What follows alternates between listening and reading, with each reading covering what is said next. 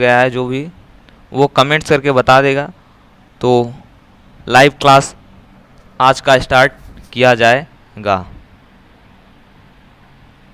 Hello Rishabh Tripathi, hello hello, welcome है, सभी का वेलकम है। जितने भी लोग जुड़ रहे हैं सभी लोग कमेंट्स करके बताते रहिए, जिससे हम लाइव क्लास को जितना जल्दी होगा स्टार्ट कर सकेंगे। Hello, very good afternoon, hello, welcome है, सभी का वेलकम है।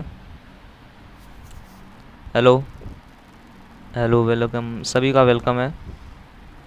सभी लोग लाइव सेशन को लाइक कर दीजिए और उसके साथ साथ सभी लोग कनेक्टेड हो जाइए। तो चलिए हम आज का लाइव सेशन स्टार्ट करते हैं। और आज का जो लाइव क्लास का यहाँ पे फर्स्ट क्वेश्चन है, चैप्टर फर्स्ट है आप लोगों का, क्लास 10th का चैप्टर फर्स्ट है, प्रकाश का परावर्तन।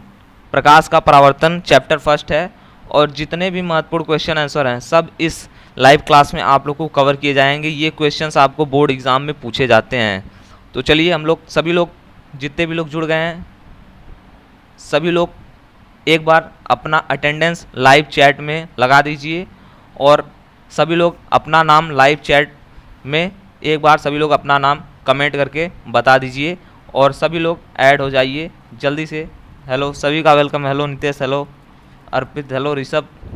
चलिए हम लाइव क्लास को स्टार्ट करते हैं। आप सभी लोग कमेंट्स करते रहिएगा और क्वेश्चंस पूछ सकते हैं। तो यहाँ पे फर्स्ट नंबर क्वेश्चन है, मोस्ट इम्पॉर्टेंट क्वेश्चन है इस चैप्टर का यहाँ पे, कि प्रकाश का परावर्तन से आप क्या समझते हैं, परिभाषा दीजिए।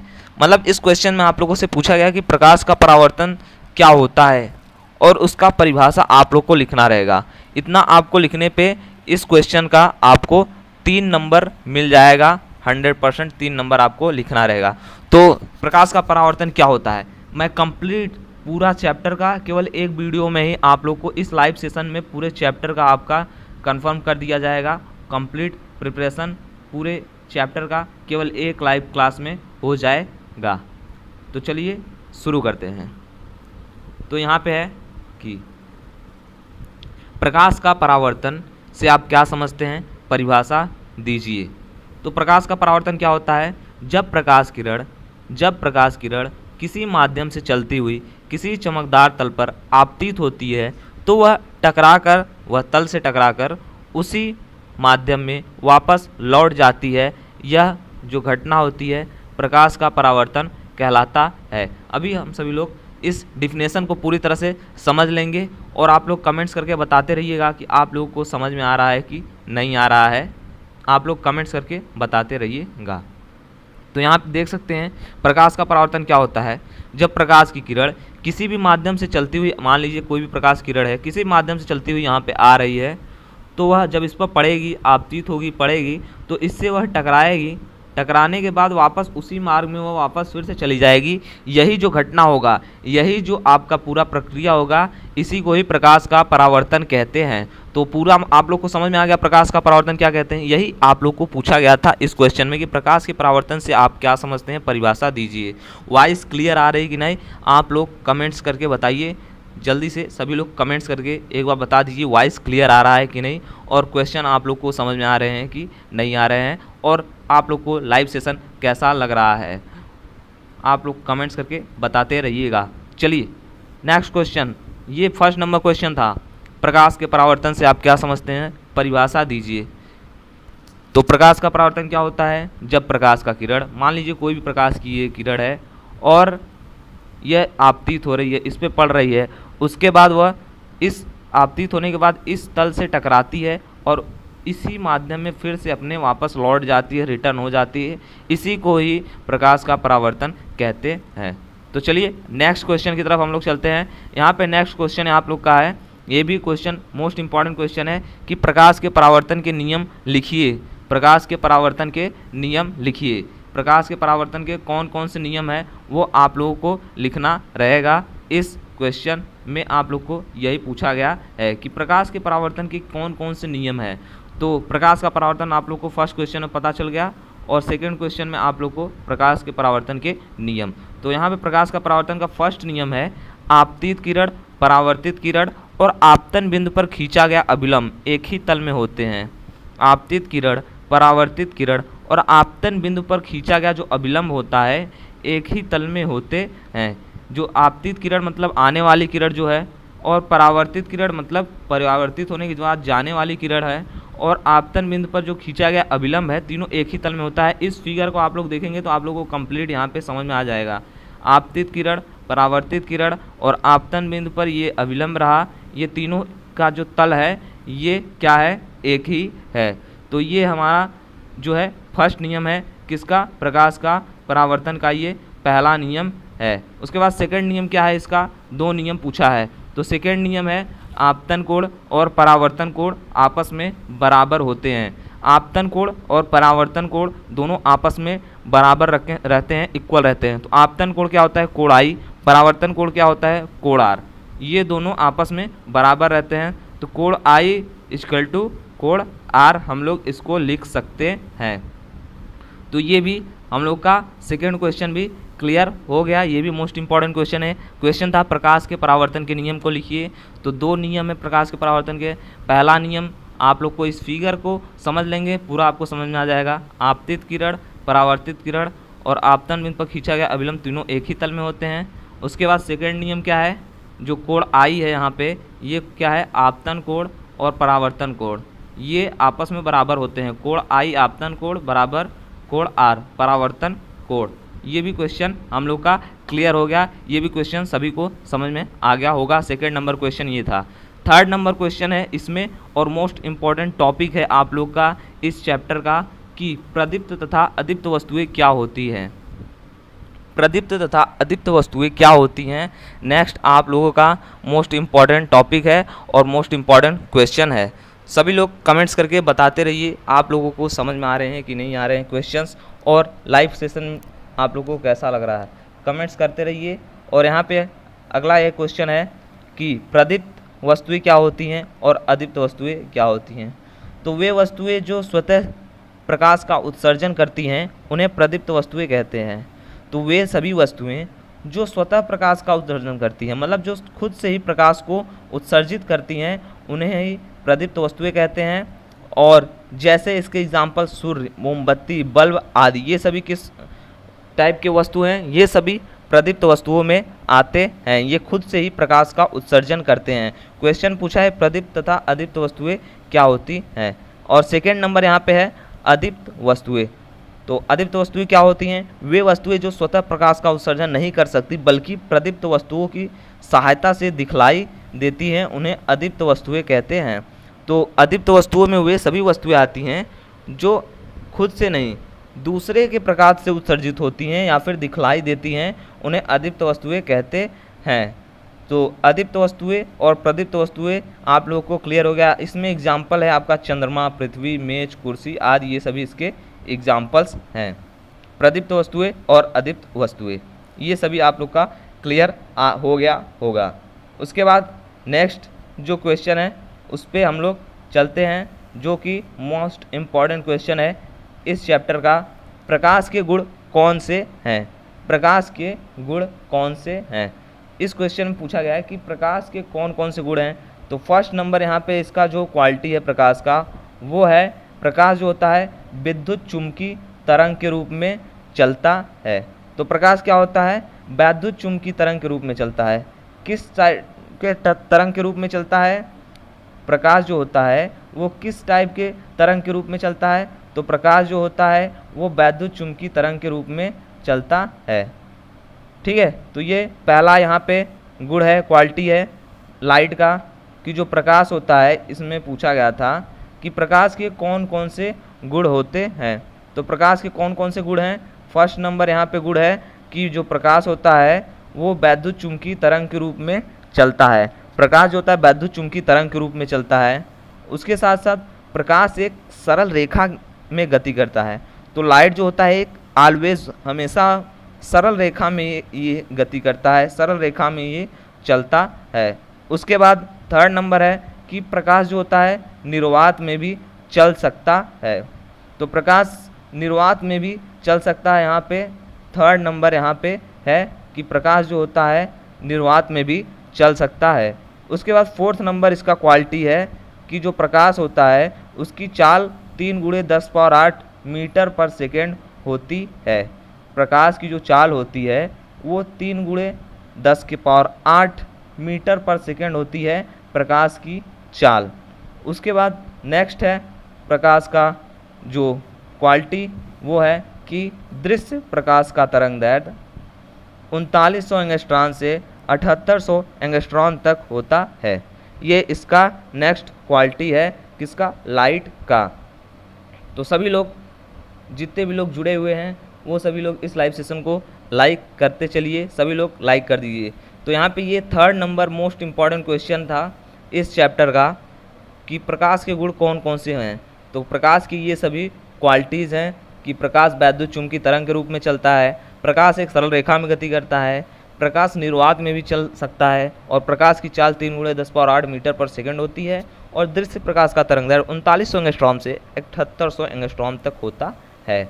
उसके बाद जो अगला इम्पॉर्टेंट क्वेश्चन है यहाँ पे, जो मोस्ट इम्पॉर्टेंट क्वेश्चन है और ये बहुत ही ज़्यादा पूछा जाता है बोर्ड एग्ज़ाम में, आपके क्लास 10th के बोर्ड एग्ज़ाम में ये हमेशा पूछा जाता है ये क्वेश्चन। उत्तल तथा अवतल दर्पण के उपयोग लिखिए।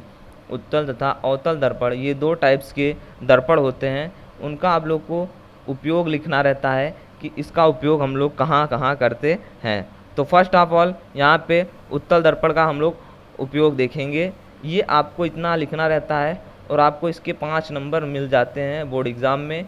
ये क्वेश्चन हमेशा पूछा जाता है, उत्तल दर्पण तथा अवतल दर्पण के उपयोग लिखिए। तो उत्तल दर्पण का उपयोग क्या है, उत्तल दर्पण इसके द्वारा, इसके उपयोग से काफ़ी बड़े क्षेत्र का प्रतिबिंब छोटे क्षेत्र में आसानी से बनाया जा सकता है। जी हाँ, उत्तल दर्पण का यूज़ करके हम लोग बहुत ही बड़ा जो प्रतिबिंब रहता है, बहुत ही बड़ा इमेज रहता है, उसका जो प्रतिबिंब रहता है उसको हम लोग छोटे इमेज में हम लोग बना सकते हैं। तो ये फर्स्ट इसका उपयोग है।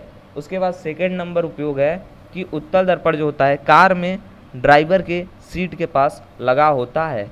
तो इसका यूजेस सेकंड नंबर कहाँ है, इसका उपयोग कार में ड्राइवर के सीट के पास लगा रहता है जो दर्पण, वो कौन सा दर्पण होता है, वो उत्तल दर्पण होता है।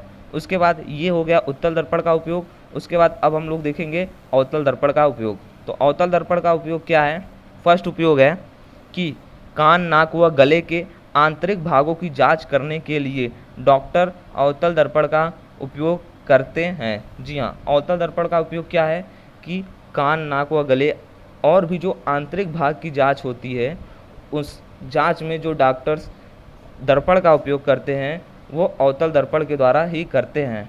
उसके बाद सेकंड नंबर इसमें पॉइंट है, अवतल दर्पण का उपयोग टेलीस्कोप में किया जाता है। टेलीस्कोप जो होता है उसमें अवतल दर्पण ही लगा होता है, उसमें अवतल दर्पण ही लगा होता है। तो टेलीस्कोप में कौन सा दर्पण लगा होता है, अवतल दर्पण। तो अवतल दर्पण का जो हम लोग यूज़ करते हैं वो हम लोग यूज़ करते हैं टेलीस्कोप में भी करते हैं। उसके बाद थर्ड नंबर इसमें पॉइंट है, स्टीमर, रेल के इंजन आदि में अवतल दर्पण का प्रयोग किया जाता है, इससे प्रकाश बहुत दूर तक जाता है। जी हाँ, जो स्टीमर होते हैं, रेल के इंजन होते हैं और भी जो हैं उनमें कौन सा दर्पण यूज़ किया जाता है, उनमें अवतल दर्पण यूज़ किया जाता है। और इससे जो लाइट होता है, इस दर्पण के थ्रू जो लाइट होता है वो बहुत दूर तक दिखाई देता है, बहुत दूर तक जाता है। तो ये क्वेश्चन भी हम लोगों का हो गया जो इम्पॉर्टेंट क्वेश्चन था इस चैप्टर का। और नेक्स्ट क्वेश्चन अभी बताएंगे। तो ये क्वेश्चन पूछा गया था, अवतल तथा उत्तल दर्पण का उपयोग लिखिए, जो कि क्लियर हो गया, पूरा मैंने आप लोग को समझा दिया है इसका यूज़ कहाँ करते हैं। तो ये क्लियर हो गया है। उसके बाद अगले क्वेश्चन की तरफ हम लोग चलेंगे। अगला क्वेश्चन है यहाँ पे कि गोलीय दर्पण से संबंधित परिभाषाएं। ये भी बहुत ही इम्पॉर्टेंट टॉपिक है और ये भी टॉपिक सभी जगह पूछा जाता है कि जो गोलीय दर्पण होता है उससे संबंधित कौन कौन से परिभाषाएं हैं, उन सभी को आपको बताना रहता है। और वो लिखने पे आप लोग को इसके जो लॉन्ग आंसर टाइप क्वेश्चन होते हैं, दीर्घ उत्तरी प्रश्न, उसमें ये सभी पूछा जाता है ये क्वेश्चन। तो उसमें फर्स्ट ऑफ ऑल आप लोग का जो टॉपिक रहता है, दर्पण का ध्रुव, गोली दर्पण में जो दर्पण का ध्रुव होता है वो क्या होता है? तो गोलीय दर्पण का ध्रुव क्या होता है? गोलीय दर्पण के परावर्तक तल के मध्य बिंदु को दर्पण का ध्रुव कहते हैं। तो दर्पण का ध्रुव किसे कहते हैं? गोलीय दर्पण के परावर्तक तल के मध्य बिंदु को दर्पण का ध्रुव कहते हैं। उसके बाद वक्रता केंद्र किसे कहते हैं? तो वक्रता केंद्र क्या होता है? गोलीय दर्पण जिस खोखले गोले के गोलीय पृष्ठ का कटा हुआ भाग होता है उसको का जो केंद्र होता है उसी को ही दर्पण का वक्रता केंद्र कहते हैं। उसके बाद है वक्रता त्रिज्या। तो वक्रता त्रिज्या क्या होता है? गोलीय दर्पण जिस खोखले गोले का भाग होता है उसकी त्रिज्या को ही गोलीय दर्पण की वक्रता त्रिज्या कहते हैं। तो वक्रता त्रिज्या क्या हो गई? तो गोलीय दर्पण जो, मान लीजिए ये गोलीय दर्पण है कोई सा भी, और ये जिस खोखले गोले का कटा हुआ भाग होता है उस गोले की जो त्रिज्या होती है उसी को ही दर्पण की त्रिज्या कहते हैं। उसके बाद नेक्स्ट है इसमें जो 4th नंबर, इसमें मुख्य अक्ष। तो मुख्य अक्ष क्या होता है? दर्पण के ध्रुव और वक्रता केंद्र से होकर जाने वाली रेखा। दर्पण के ध्रुव तथा वक्रता केंद्र C से होकर जाने वाली रेखा को ही दर्पण का मुख्य अक्ष कहते हैं। उसके बाद मुख्य फोकस तथा फोकस। तो गोलीय दर्पण के मुख्य अक्ष के समांतर, गोलीय दर्पण के मुख्य अक्ष के समांतर आपतित किरण जो होती है, आपतित किरण मतलब आने वाली किरण, गोलीय दर्पण के मुख्य अक्ष के समांतर आने वाली किरणें जो होती है वो परावर्तन के पश्चात मुख्य अक्ष पर स्थित जिस बिंदु से होकर जाती हैं, परावर्तन के पश्चात वो जिस बिंदु से होकर के जाती हैं उसके जो फोकस होता है उसी को ही दर्पण का मुख्य फोकस कहते हैं। ठीक है। उसके बाद नेक्स्ट है इसमें पॉइंट आपका फोकस दूरी। तो फोकस दूरी क्या होता है? गोलीय दर्पण के ध्रुव, गोलीय दर्पण के ध्रुव तथा मुख्य फोकस के बीच की जो दूरी होती है उसी को ही दर्पण की फोकस दूरी कहते हैं। तो फोकस दूरी क्या हो गई? गोलीय दर्पण के ध्रुव तथा मुख्य फोकस के बीच की जो दूरी होती है उसी को ही दर्पण की फोकस दूरी कहते हैं।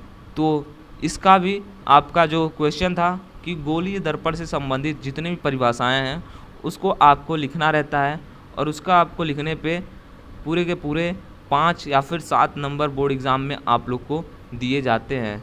उसके बाद यहाँ पे नेक्स्ट क्वेश्चन है, ये भी क्वेश्चन और ये भी टॉपिक बहुत ही ज़्यादा महत्वपूर्ण है, वस्तु तथा प्रतिबिंब। इस टॉपिक का नाम है वस्तु तथा प्रतिबिंब और क्वेश्चन में आप लोग को ऐसे पूछा जा सकता है कि वस्तु क्या होता है अथवा प्रतिबिंब क्या होता है।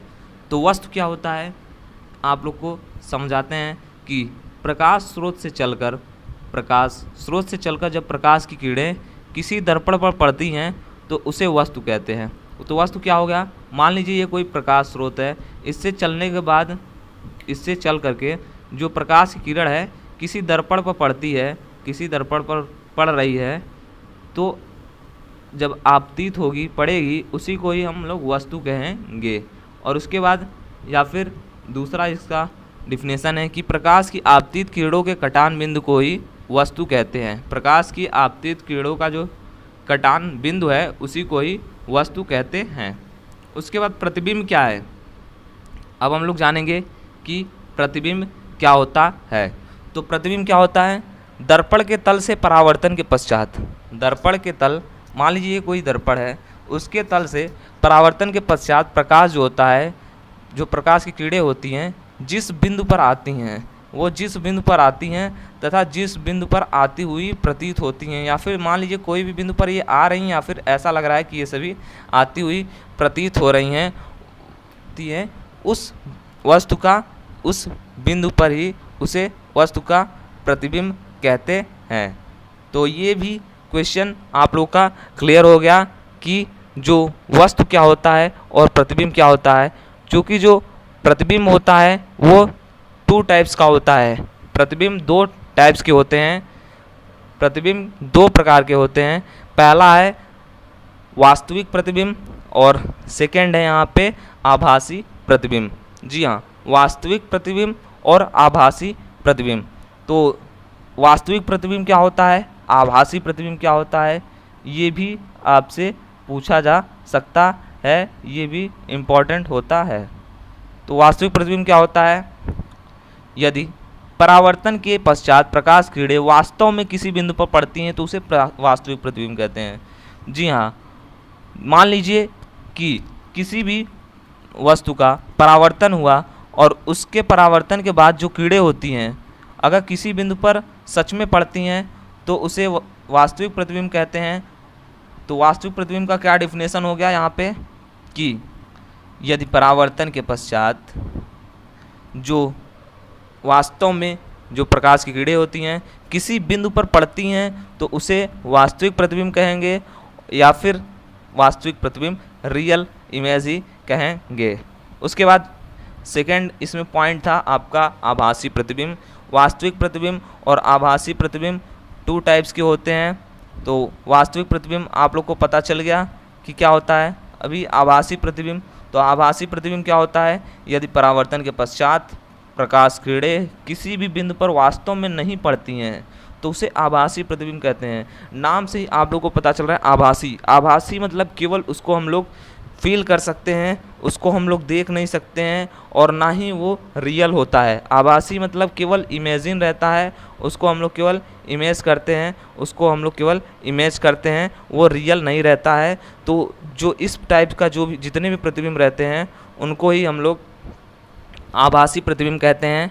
और वास्तविक प्रतिबिंब क्या होता है, मैंने आप लोग को बता दिया कि यदि परावर्तन के पश्चात प्रकाश किरणें वास्तव में रियल में किसी बिंदु पर वह पड़ रही हैं, मान लीजिए रियल में वो किसी बिंदु पर आ रही हैं, तो जो किरणें रहेंगी उन्हें ही जो वहाँ पे प्रतिबिंब बनेगा पढ़ने के बाद उसी को ही रियल प्रतिबिंब या फिर वास्तविक प्रतिबिंब बोलेंगे। और अगर वो रियल नहीं है तो उसे हम लोग आभासी प्रतिबिंब बोलेंगे। तो ये भी क्वेश्चन हम लोग का क्लियर हो गया कि वस्तु तथा प्रतिबिंब क्या होता है और यहाँ पे वस्तु तथा प्रतिबिंब क्या होता है। उसके बाद प्रतिबिंब में कौन कौन से आपके टाइप्स हो गए आभासी प्रतिबिंब, वास्तविक प्रतिबिंब। तो ये हो गया हम लोग का क्वेश्चन, वो भी क्लियर। अभी नेक्स्ट क्वेश्चन है और इस लाइव स्ट्रीम का ये लास्ट क्वेश्चन है कि गोलीय दर्पण किसे कहते हैं। क्वेश्चन है गोलीय दर्पण किसे कहते हैं, मोस्ट इम्पॉर्टेंट क्वेश्चन है इस चैप्टर का ये। गोलीय दर्पण किसे कहते हैं, कितने प्रकार के होते हैं, प्रत्येक के उपयोग लिखिए। उपयोग मैंने पहले ही आपको बता दिया है।